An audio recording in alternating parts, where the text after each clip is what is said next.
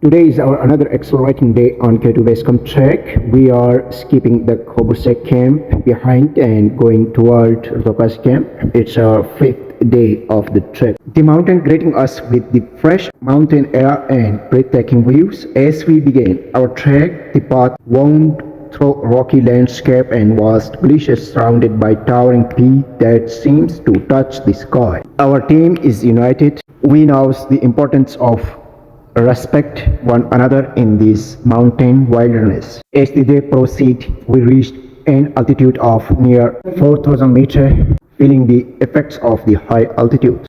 After 4 to 5 hours of slow trekking, we will arrive at Rdukas camp. Rdukas camp is approximately 3,970 meters above sea level. It is a best rest point along the K2 base camp route. It's offering a vital rest point for trekker and climber. These campsites provide wonderful views of majestic Trango Tower, grassy land, clean water, talk shop, and especially the mobile signal to connect the world. Normally climber and especially trekker rest here with full day to acclimatization. Our friend says this site was a welcome one.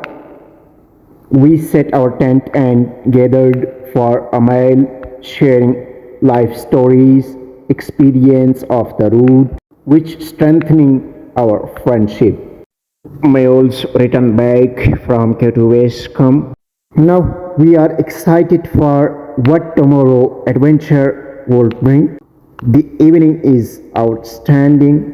Subscribe, like and share among your friends and click on description's link for more videos.